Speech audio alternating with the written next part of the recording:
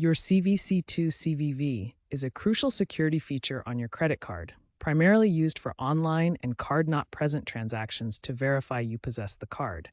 It's typically a 3 or 4-digit code that isn't stored on the magnetic stripe or chip, making it a unique identifier for security.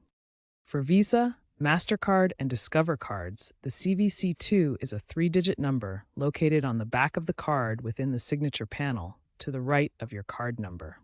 For American Express cards, the CVV is a 4-digit number located on the front of the card above the card number. It's etched into the card, not embossed like the main card number. Look for it in a private, well-lit area to ensure you're keeping your information secure. Never share your CVC2 CVV verbally or through unsecured channels. Always enable card alerts to monitor for any suspicious activity. To safeguard your credit card information, treat your CVC2 CVV with care.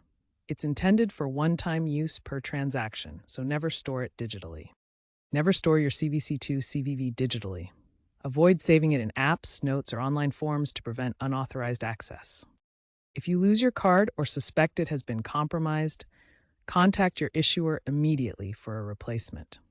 Always verify the legitimacy of online merchants before entering your CVC2 CVV to avoid phishing scams. Be aware that digital wallets such as Apple Pay and Google Pay generate virtual CVC2 CVV equivalents, reducing the need to share your physical code.